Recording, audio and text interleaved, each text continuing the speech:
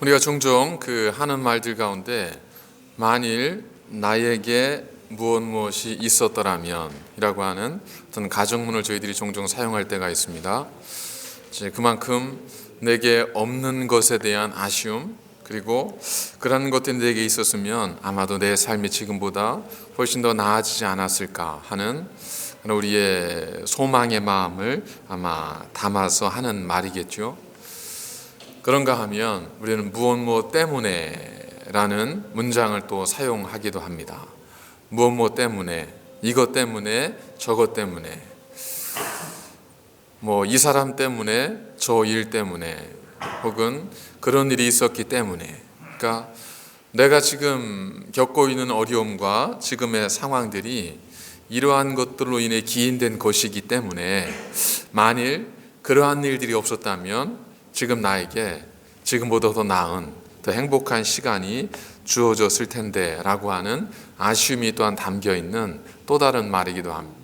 뭐가 있었더라면, 혹은 무엇 때문에, 모두가 다 우리의 지금의 불편한 현실을 탈피하고자 하는 우리의 마음, 우리의 감정의 표현이라 생각을 합니다. 이처럼 우리는 이미 되어진 일, 다시 말하면 돌이킬 수 없는 일, 혹은 앞으로 일어나지 않은 일, 앞으로 일어나지도 않을 일, 그러한 일들에 대해서 우리는 어떤 희망을 가짐으로써 현실로부터 잠시 도피하는 도피처를 만들기도 합니다. 하지만 여러 가지 많은 연구의 결과들이 우리에게 주는 것은 어떤 우리가 이야기하는 삶의 조건, 환경들이 우리의 행복의 결정적 이유가 될 수 없다는 사실입니다. 그러니까 그것이 있었으면 내가 더 행복했을 것처럼 느껴지긴 하지만 그것이 정말 우리의 행복의 조건이 되지는 않을 수 있다는 겁니다. 조건보다는 오히려 우리의 마음가짐, 우리가 어떤 마음으로 살아가느냐, 이것이 우리의 행복에, 우리의 삶 행복의 중요한 요소가 될 수 있음을 많은 학문, 연구들이 우리에게 전해주고 있습니다. 그럼에도 불구하고 우리는 아쉬운 마음을 떨쳐버릴 수가 없죠. 내가 이런 것이 좀 있었더라면, 내가 이것만 아니었더라면, 이러한 생각들을 가리켜서 정서적 예측이라고 이렇게 부릅니다. 그러니까 우리가 심리적으로 뭔가를 예측하는 거죠. 그런데 대부분 이러한 정서적 예측의 경우에는 그 나타나는 현상이 굉장히 극단적이거나 혹은 극대화된 형태로 나타난다고 합니다. 예를 들면 아이를 둘을 키우면서 정말 힘들어하는 엄마가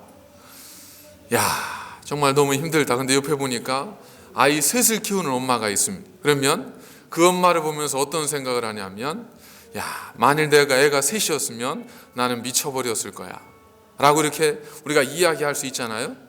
그러나 아이 셋을 키우는 엄마는 미치지 않습니다. 미칠 것 같은 것 뿐이지 결코 미치지 않습니다. 아이 셋을 키우는 엄마가 너무 힘들어서 정말 너무 힘들다. 그런데 옆에 보니까 아이 넷을 키우는 엄마가 있는 거예요.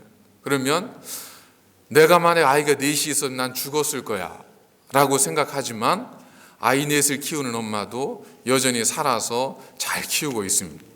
저희 교회도 그런 엄마가 있잖아요. 그죠? 우리의 정서적 예측은 항상 어떤 극단적인, 극대화된 형태로 나타나기 마련입니다. 그러나 그것은 우리의 예측일 뿐이지 그것은 결코 우리의 실제적 삶이 아니라는 겁니다. 그래서 데니얼 길버트라고 하는 하버드 심리학과 교수는 대부분의 사건이 가져오는 결과에 대한 기쁨과 불쾌감, 다시 말하면 이런 정서적 예측은 우리가 생각한 것보다 훨씬 약하고 짧게 지나간다라고 이야기를 했습니다.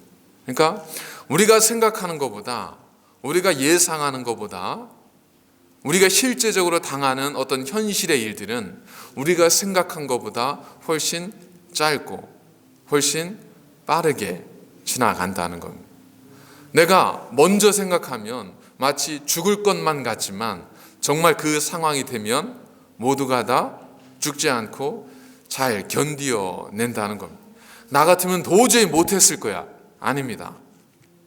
여러분이 그 상황이 되시면 여러분은 다 잘 해나가십니다. 나 같으면 도저히 감당할 수 없었을 거야. 우리는 그렇게 생각하지만 대부분의 사람들은 그 상황이 되면 모두가 다 잘 헤쳐나가고 힘들긴 하지만 감당해 나아간다는 겁니다. 그러니까 우리가 너무 미리부터 겁먹을 필요도 없고 너무 쉽게 절망할 필요도 없고 너무 쉽게 단정할 필요가 없다는 겁니다. 우리가 속된 말로 인생을 짧고 굵게 볼 수도 있지만 좀 길고 넓게 볼 필요도 있다는 겁니다.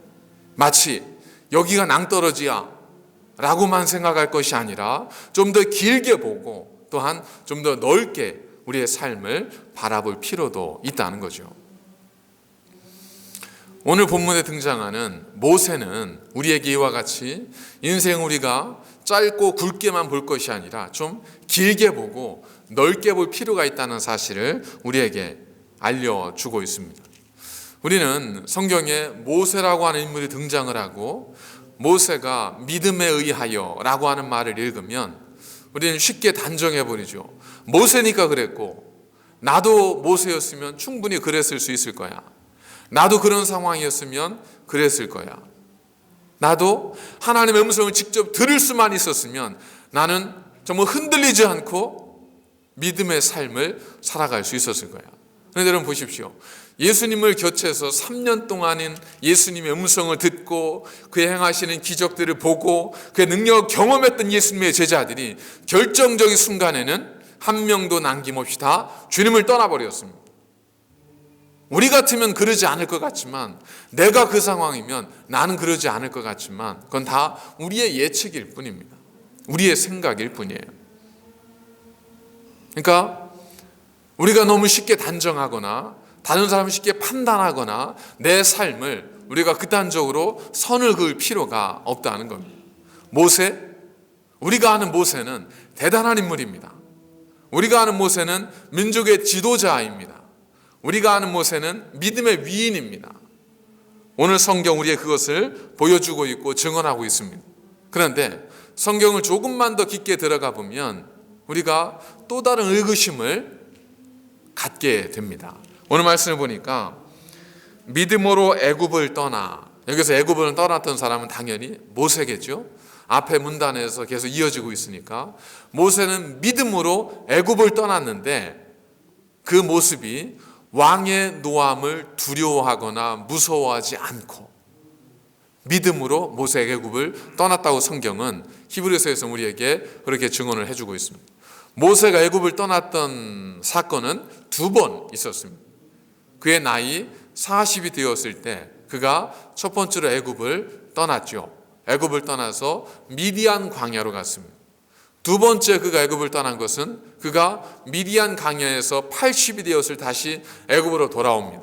그래서 애굽에서 이스라엘 백성들 60에서 80만의 대군을 이끌고 이 모세가 다시금 애굽에서 떠나게 됩니다. 오늘 본문에 증언하고 있는 믿음으로 애굽을 떠났을 때 그때가 첫 번째 모세가 애굽을 떠났던 미디안 광야로 갔을 때인지 아니면 두 번째로 떠났던 출애굽의 과정을 이야기하는 건지 분명하지는 않습니다. 문맥을 통해서 그것이 어느 때였다라고 우리가 추정을 할 뿐이지 그래서 성경이나 주석을 보면 이 시점을 첫 번째 모세가 미디안 광야로 떠날 때로 보는 분들도 있고 두 번째 출애굽의 사건을 이야기하는 것으로 보는 때도 있습니다. 그것이 어느 때가 되었든 간에 성경이 우리에게 주는 것은 그는 왕의 노함을 두려워하지 않고 믿음으로 떠났다는 것을 우리는 성경을 통해서 증언을 듣게 되는 거죠. 그런데 성경을 보시면 출애굽기 2장에 모세가 40이 되었을 때 미디안으로 애굽을 떠나서 미디안으로 가는 그러한 장면의 기록이 되어 있거든요. 그 출애굽기 2장 14절에 보니까 이렇게 상황을 설명하고 있습니다. 그가 이르되 누가 너를 우리를 다스리는 자와 재판관으로 삼았느냐? 내가 애굽 사람을 죽인 것처럼 나도 죽이려느냐? 모세가 두려워하여 이르되 일이 탈로 되었도다. 바로가 이 일을 듣고 모세를 죽이고자 하여 찾는지라. 모세가 바로의 낯을 피하여 미디안 땅에 머물며. 그러니까 여기 등장하는 것은 모세가 두려워했다는 거죠. 자신이 감추고 싶었던 일이 드러나면서 모세가 두려움을 느꼈습니다. 그리고 왕이 그 일을 알게 되고 모세를 죽이려고 하는 소문을 이 모세가 듣게 되면서 이 왕의 낯을 피하여, 왕을 두려워하여 그가 미디안 광야로 떠난 겁니다. 자, 이 기록을 통해서 보면 모세가 왕의 노염을 무서워하지 않고 믿음으로 미디안으로 떠났다라고 하는 증거를, 그런 확증을 우리가 갖기에는 참 의구심이 많지 않습니까? 무서워했거든요. 두려워했거든요. 왕의 힘 앞에 이 모세가 두려워 떨었거든요. 그래서 미디안으로 사실은 도망쳤습니다. 그런데도 성경은 믿음으로 그가 왕의 노함을 무서워하지 아니하고 애굽을 떠났다고 성경 우리에게 증거해 주고 있습니다. 두 번째 경우를 보겠습니다. 두 번째는 이 애굽이 미디안 광야에 다시금 애굽으로 돌아왔다가 나갔을 때입니다. 그런데 애굽으로 나갔을 때 그가 지팡이를 높이 들고 이스라엘 백성을 끌고 가긴 했지만 그 전 과정을 보면 미디안 광야에서 하나님께서 모세를 부르셨을 때, 모세야, 너는 내 백성 이스라엘을 애굽에서 해방시키라 라는 말씀을 모세가 소명으로 받습니다.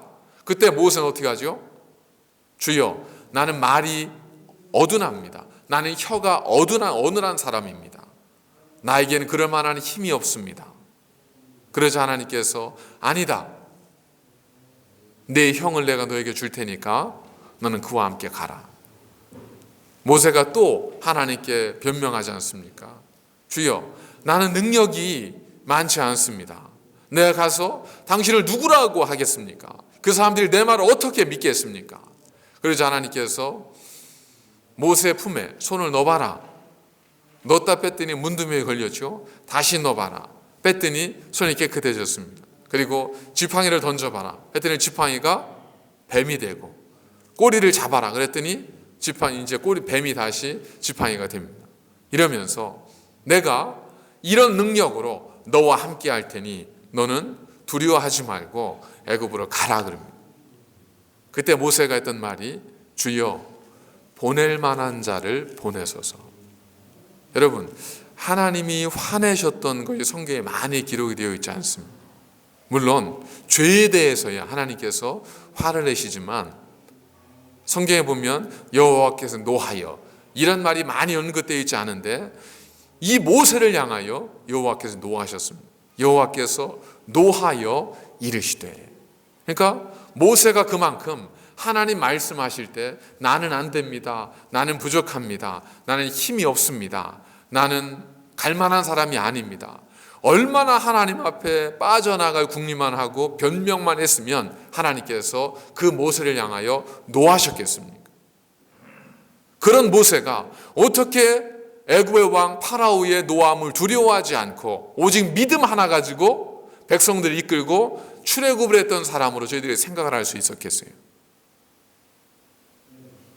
성경이 증언하고 있는 그러한 그 파라오의 능력을 무서워하지 않고 오직 믿음으로 애굽을 떠났던 모세, 이것과 역사적 사실 우리에게 보여주는 실제의 모세는 사실은 괴리감이 있습니다. 실제의 모세는 지금 우리의 모습 속에 나타나는 것처럼 연약하고 또한 겁 많고 또한 담대하지 못하고 패배의식에 쌓여있고 열등감에 쌓여있는 그러한 모세가 우리가 만나게 되는 역사적인 모세였습니다.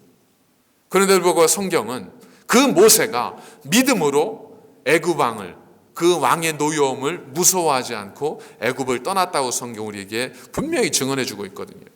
그렇다면 성경의 기록이 잘못되었다든지 아니면 성경이 이 말씀을 통해서 우리에게 전하고자 하는 그 분명한 숨은 뜻이 있기 때문이지 않겠습니까? 오늘은 그것이 무엇인지 우리가 함께 살펴보도록 하겠습니다. 지금까지는 이것이 믿음의 모습입니다. 이걸 본받아야 됩니다. 라고 하는 말씀으로 저희들이 지금까지 그 히브리서 11장을 배워왔다면, 이제는 그런 모습이 아니라 다시 한번 그 처음으로 돌아가서 과연 믿음이라는 것이 무엇인가? 그토록 우리가 본받아야 되는 믿음의 위인들이 있는데 정말 믿음이라는 것이 무엇인가 하는 것에 대해서 오늘은 우리로 생각하게 하는 시간이기에, 오늘은 믿음이 무엇인가 하는 질문을 다시 던지면서 이 모세를 통해서 믿음의 정의에 대해서 다시 한번 우리가 새겨보는 시간으로 갖도록 하겠습니다. 우리는 믿음에 대해 생각할 때 믿음을 일종의 어떤 능력으로 우리가 생각하는 경향이 있습니다. 저 사람 믿음이 있는 사람이야. 그러면 그 얘기는 뭐예요? 그 사람 열심히 기도도 했고 열심히 예배도 드리고 열심히 말씀도 보고 해서 그 사람에게는 성경의 지식도 있고 기도하면 역사가 나타나고 저 사람은 야 정말 능력의 사람이야. 믿음이 있다는 것을 우리가 어떤 능력으로 우리가 생각하는 경향이 있지 않습니까? 마치 좋은 스펙을 가진 사람을 설명하듯 믿음에 대해서는 그 사람이 가진, 누군가 가진 하나의 능력으로 우리가 믿음을 생각하는 경향이 있다는 겁니다. 하지만 믿음으로 모세는 이라고 하는 이 말을 통해서 확인할 수 있는 것은, 모세는 우리가 생각하는 것처럼 그런 능력을 가지고 있는 사람이 아니었다는 겁니다. 우리가 생각하는 것처럼 모세는 그럴 만한, 우리가 본받을 만한 어떤 능력을 가지고 있는 사람이 아니었습니다. 오히려 비겁하고 열등의식에 빠져 있고 패배의식에 젖어 있고 두려워하는 마음으로 40년이나 살았던 고향을, 이 자기 집을 떠나버리고 다시 돌아갈 건 꿈조차 생각조차 못하고 하나님이 불러도 그걸 극히 거절하는 그런 부족한 모습, 이것이 모세의 실제적인 모습이었거든요. 일전에도 말씀드린 것처럼 서커스 할 때 공중고개가 있잖아요. 공중고개를 할 때 한 사람은 그네를 타고 왔다 갔다 합니다. 다른 한 사람 이쪽에서 이제 마음을 가다듬다가 이제 공중으로 점프를 하죠. 그래서 공중에서 몇 바퀴를 돌고 이제 그네를 타고 왔다 갔다 하는 사람의 손을 붙잡으면 이제 사는 거예요. 아니면 뭐 떨어져서 사고가 나는 거죠. 이때 중요한 것은 이 공중을 날아다니는 사람이 중요할까요? 받아주는 사람이 중요할까요?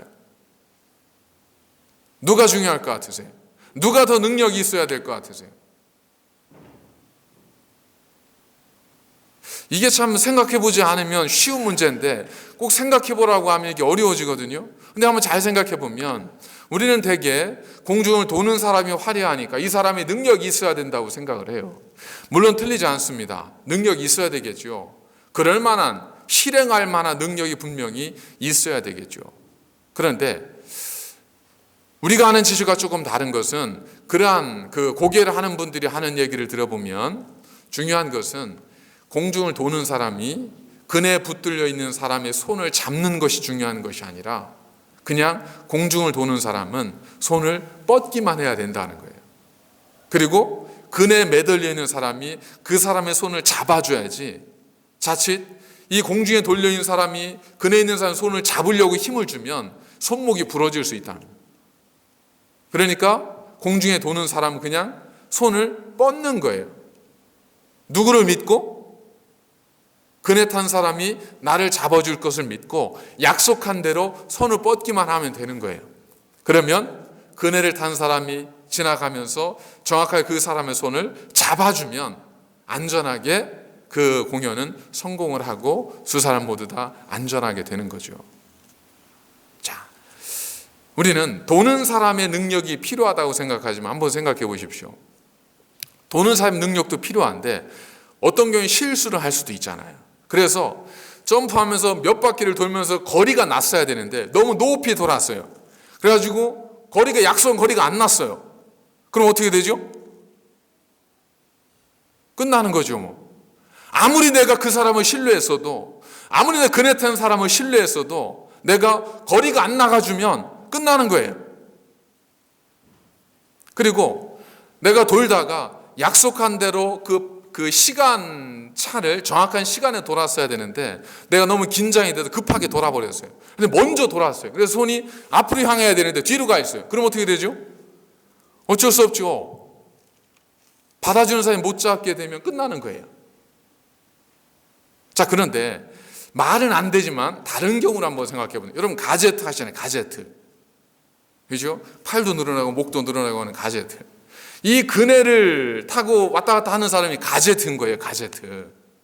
그래가지고 그런 능력이 있는 거예요. 그래서 공중 고기하는 사람이 잘못하다가 너무 높이 떠서 거리가 못 미쳤어요. 그때 가제트 팔 해가지고 팔이 쫙 나가면 잡아줄 수 있겠어요? 없겠어요? 있죠. 자, 시간차가 좀 타이밍이 잘못 맞아가지고 이 사람이 앞으로 손을 내밀어야 되는데 손이 뒤로 갔어요. 보통의 경우에면 끝나는 거예요. 근데 이 사람이 가제트의 팔을 가지고 있습니다. 팔이 쭉 늘어났어요. 그럼 잡아줄 수 있겠어요? 없겠어요? 여러분, 어떤 변수가 생기더라도 받아주는 사람의 능력이 있으면 이 사람은 안전할 수 있습니다. 근데 이 사람이 아무리 받아주는 사람을 믿고 뛰었다 하더라도 그 사람의 능력이 그 변수들을 해결해 줄 수 있는 능력이 아니면 안타깝지만 여러 가지 변수에 의해서 이 공중에 떠 있는 사람은 위험에 처할 수 있다는 겁니다. 그러니까 정작 중요한 것은 뛰는 사람의 능력이 아니라 받아주는 사람의 능력이에요. 받아주는 사람만 능력이 있으면 덜 뛰어도 괜찮습니다. 받아주는 사람만 능력이 있으면 덜 나가도 괜찮아요. 받아주는 사람이 능력만 있으면 어떤 상황이 와도 그냥 괜찮은 거예요. 이겨나갈 수 있는 겁니다. 그래서 사실은 뛰는 사람보다 받아주는 사람의 능력, 내가 믿어야 하는 사람의 능력보다 내가 믿어야 할 대상의 능력이 크면 문제가 없는 거예요. 그러니까 믿음이란 뭐겠어요? 그걸 인정하는 것이 믿음입니다. 믿음이란 내게 능력이 있어서 내가 뭔가를 해야 돼. 이게 믿음이 아니에요. 나는 그거 할 수 있어. 이것이 믿음이 아닙니다.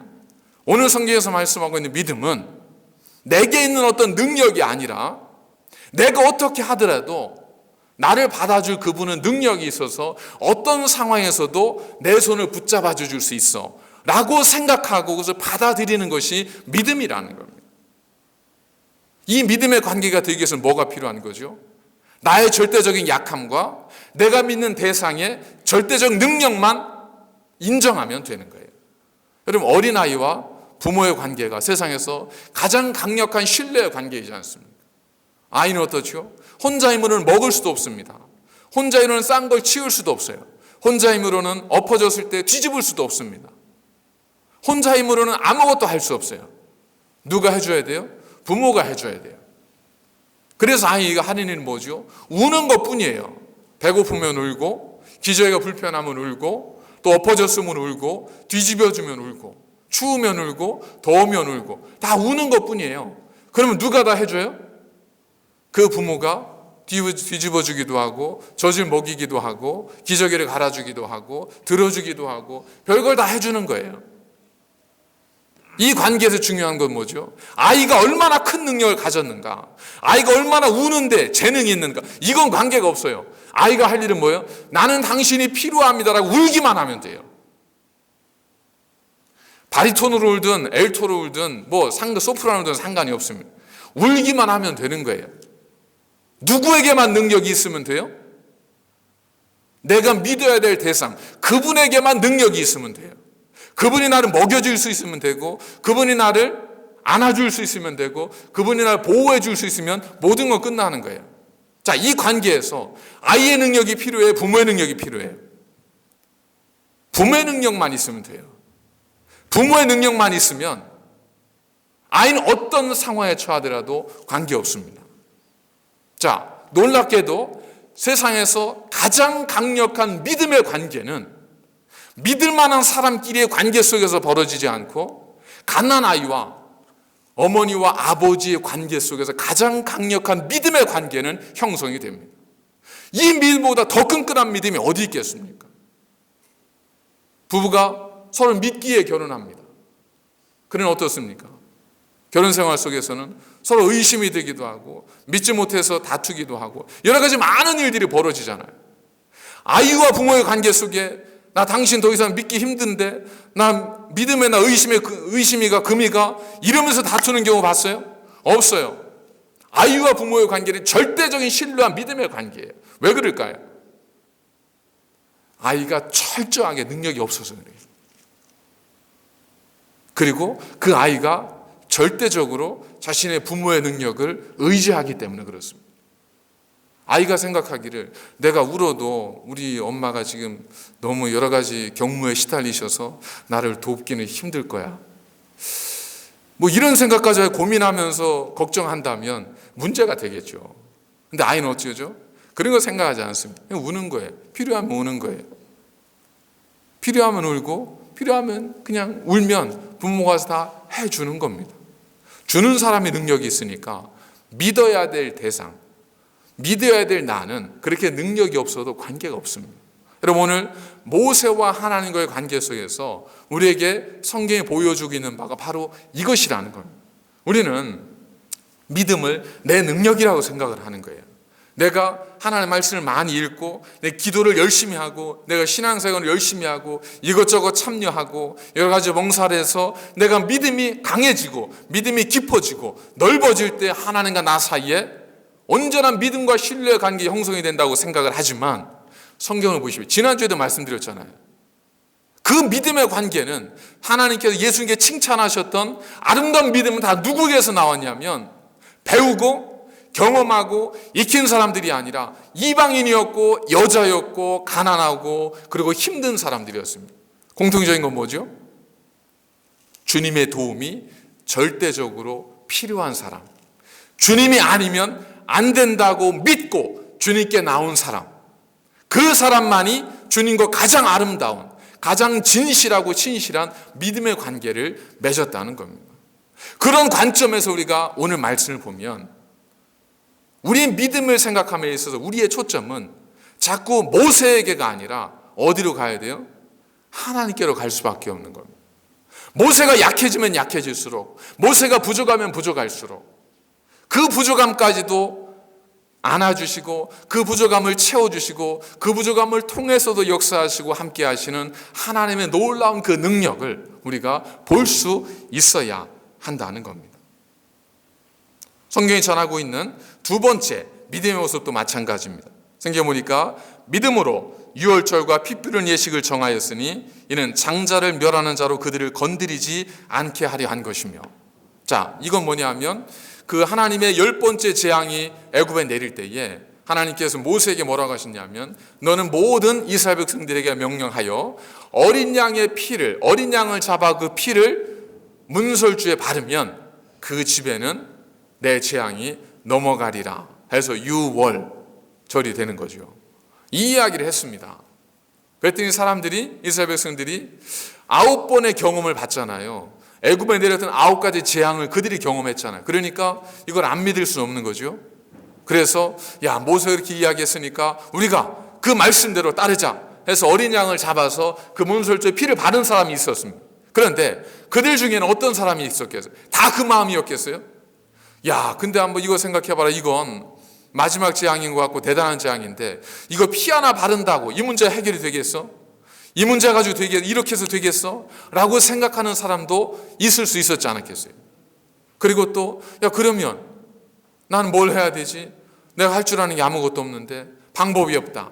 어쩔 수 없으니까 되든 안 되든 일단 급하니까 피를 발라보자 라고 바른 사람도 있을 거예요. 그 중에는 하나님을 믿고 하나님 당신의 말씀을 믿습니다 라고 나온 사람들이 있는가 하면 그 중에는 어쩔 수 없어서 다른 대안이 없어서 그냥 그 말씀대로 피를 바른 사람도 있고 또 어떤 사람은 이도저도 안 되니까 그냥 한번 지푸라기라도 잡는 심정으로 피를 바른 사람도 있었을 거예요.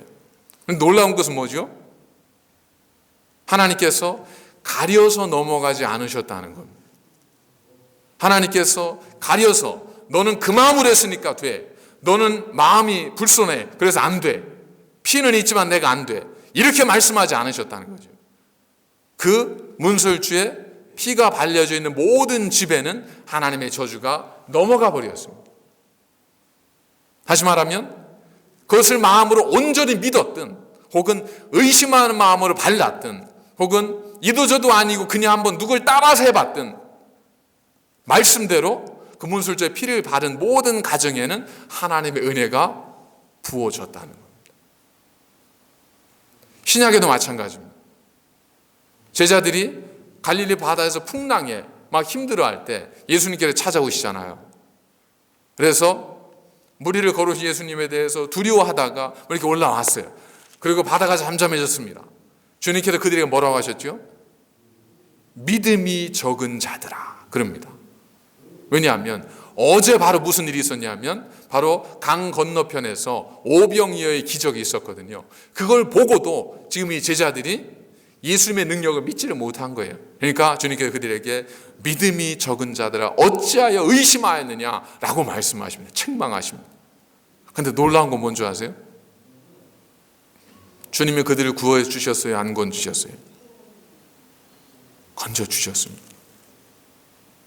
의심했지만 주님은 그들을 건져 주셨습니다. 두려워했지만 주님은 그들을 건져 주셨습니다. 그들은 무서워 떨었지만 주님은 그들을 건져 주셨습니다. 만일 주님께서 무리를 걸으시면서 야, 이 믿음이 없는 놈다, 니들은 그것 때문에 망하는 거야, 니들은 그냥 벌을 받아야 돼, 이러셨다면 문제가 되겠지만 주님은 그러지 않으셨고 찾아오셔서 파도를 잠잠케 하신 다음에 제자들에게 믿음이 적은 자들아 어찌하여 의심하며 두려워하느냐 라고 그들을 책망하시면서 그들이 믿음의 삶이 되기를 원하셨다는 겁니다. 그러니까 믿음을 생각할 때 항상 하나님께로 보여주시는 패턴과 하나님께 보여주시는 모습은 뭐죠? 믿음으로 우리를 심판하고 믿음 때문에 우리를 정죄하는 것이 아니라 비록 우리 안에 겨자씨만한 작은 믿음만 있을지라도 의심할지라도 하나님에 대한, 하나님을 향한 그 겨자씨만한 작은 믿음만 있으면 하나님은 그 사람들을 모두 다 구해 주시고 건져 주시고 붙들어 주시고 세워 주셨다는 것. 그러니까 믿음에 있어서 중요한 건 내가 얼마나 큰 믿음을 갖느냐, 이거 물론 중요하죠. 그러나 그것보다 더 중요한 것이 있습니다. 아이가 얼마나 크게 우느냐가 중요해요. 왜냐하면 안 울면 엄마가 모르니까. 그러나 그것보다 더 중요한 게 있습니다. 아이가 아무리 울어도 엄마가 이 이야기를 들을 수 없으면 안 되잖아요. 우리가 믿음이 아무리 위대해도 하나님이 우리의 믿음대로 우리의 문제를 해결해 주실 수 없으면 안타깝지만 그 상황은 좀 불행한 상황이 될 수밖에 없는 것이요. 그래 중요한 것이 뭐냐면 우리의 능력보다 우리를 도와주신 하나님의 의지와 그분의 능력이 더 중요합니다. 우리의 믿음은 무엇이 되어야 되냐면 하나님은 내가 비록 의심하여도, 하나님 내가 비록 부족하여도, 하나님 내가 비록 나약하여도 하나님은 그런 나의 기도를 들으시고 그런 나를 붙들어 주실 수 있는 분이야. 그리고 그 하나님이 나를 도와주시면 비록 나는 지금 떨어질 수밖에 없는 상황이지만 하나님 나를 붙들어 주시면 그분은 능력의 하나님이시기 때문에 나를 이 사망의 골짜기에서 건져 주실 수 있을 거야. 이게 대단한 거, 이게 내 능력이에요? 그거 아니지 않습니까? 뭐죠? 절박함이에요. 그 여인들이 가졌던 절박함, 주님이 아니면 안 돼요. 여러분, 우리가 믿음의 사람이 되기 위해서 필요한 것, 우리에게 필요한 것은 대단한 것들이 아닙니다. 믿을 수밖에 없는 상황만 되면 우리는 믿게 돼 있습니다. 하나님을 믿을 수밖에 없는 상황이 되면 우리는 하나님을 향해 부르짖게 돼 있어요. 그렇기 때문에 믿음의 핵심은 결코 내 능력이 아닙니다. 믿음의 핵심은 내가 어떤 걸 가졌느냐, 어떤 걸 배웠느냐, 이것이 아닙니다. 가장 강력한 믿음의 관계가 철저하게 난 아무것도 못하니까 나를 도와주세요 이야기하는 아기와 그 부모의 관계라고 했던 것처럼 우리가 하나님 앞에서 하나님, 나는 참 부족합니다.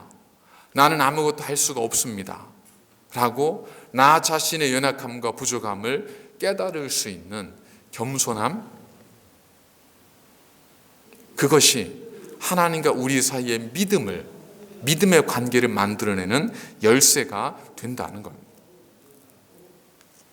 따라서 오늘 말씀이 우리에게 주는 것은 모세는 이만큼 위대했다, 이 이야기를 전하는 것이 아니라 모세를 봐라. 모세가 너희보다 나은 게 뭐가 있냐? 모세가 너희들보다 뛰어난 능력 가진 게 뭐가 있냐? 그도 너희와 같은 사람이었다.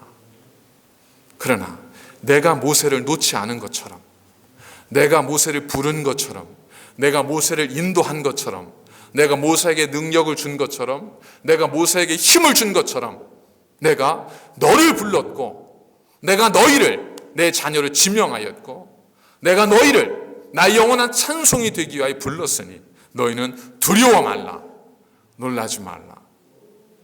누구든 내 이름을 부르는 자는 구원을 얻으리라 라고 하는 이 약속의 말씀을 하나님은 오늘의 말씀을 통해서 우리에게 전해주시고 있다는 겁니다. 그러니까 우리는 너무 쉽게 포기하지 마십시오. 너무 쉽게 절망하지 마십시오. 내 능력 때문에 괴로워하지 마십시오. 우리가 바라봐야 될 것은 내 능력이 아니라, 내 가지고 있는 어떤 힘이 아니라, 우리는 철저하게 하나님만을 바라보실 필요가 있습니다. 그것조차도 내 힘으로 되는 게 아니에요. 방법이 없으면 하나님 보게 돼 있습니다. 방법이 없으면 하나님 이름을 부르게 돼 있어요. 내가 하나님 부르지 않는다는 건 뭐죠? 여전히 그 방법이 내 안에 있다고 생각하기 때문인 거죠. 그렇기 때문에 하나님과 우리의 믿음의 관계가 되기 위해서, 하나님과 우리 사이에 믿음이 아름다운 관계로 맺어질 수 있기 위해서 우리는 철저히 하나님의 말씀 앞에 서야 됩니다. 말씀이 믿음을 만들어내는 열쇠이기 때문이 아니라, 말씀은 우리 자신을 적나라하게 보여주는 거울이기 때문에 그렇습니다. 그렇기 때문에 믿음의 사람은 말씀의 사람이에요. 말씀 앞에 서면 우리의 부족한 것과 우리의 더러운 것과 우리의 숨겨놓은 죄악들이 다 드러나지 않습니까? 그게 드러나야 우리가 하나님에 대한 믿음을 갖게 됩니다. 그게 아니면 우리는 여전히 내 힘과 능력으로 살아가는 거예요. 그리고 판단하고 정죄하는 겁니다.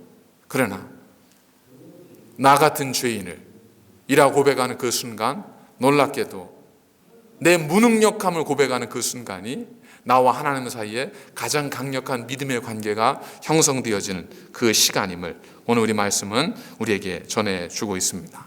여러분, 여러분의 능력을 의지하지 마십시오. 여러분의 능력보다 하나님이 여러분의 어떤 형편에도 불구하고, 여러분이 어떤 일을 한다 할지라도 여러분을 사랑하신다는 하나님의 의지, 그리고 하나님의 능력, 거기에 대해서 굳이 그걸 믿어 의심치 말려고 하지 않고, 그러지 않더라도 그냥 그걸 믿으려고 노력하십시오. 믿는다고 고백은 못할지라도 한 아버지처럼 내가 믿기를 원하니 나의 믿음이 부족한 것을 도와달라고 이야기하십시오. 그냥 하나님께 울어보십시오. 그런 하나님의 강력한 그 의지와 우리를 향한 하나님의 마음이 여러분들을 그 모든 위험에서, 그 모든 어려움에서, 그 모든 환난에서 건지실 것이고, 우리의 의지나 우리 믿음 때문이 아니라 우리보다 더 우리를 사랑하신 하나님의 그 놀라우신 사랑에 의하여 하나님은 우리 모두를 인도하실 것입니다. 예수님의 사랑은 우리가 원하는 것이 아닙니다. 하나님이 우리를 먼저 보여주신 사랑이에요. 바닷가에서 보여주신 주님의 그 사랑은 제자들이 먼저 원했던 것이 아니라 먼저 보여주신 후에야 주님께서 말씀하신 거예요. 그처럼 하나님은 우리를 향해서 하나님의 강력한 의지를 가지고 계시고 여러분 모두를 지금도 끝없이 사랑하고 계십니다. 여러분들이 울면 하나님은 들어주십니다. 여러분이 부르면 하나님은 만나주십니다. 여러분이 외치면 하나님은 찾아와 주십니다. 그 하나님을 여러분들의 삶 속에서, 여러분들의 가정 안에서, 여러분들 모든 연약한 그 자리에서 하나님을 만나고 경험하시는, 그래서 하나님과 아름다운 믿음의 관계가 이어지는 복된 삶이 되시고, 모든 어려움과 모든 근심과 모든 걱정을 능히 이길 수 있는 믿음의 사람들이 되시길 주의 이름으로 간절히 축원을 드립니다. 기도하시겠습니다. 거룩하신 아버지 하나님, 감사를 드립니다.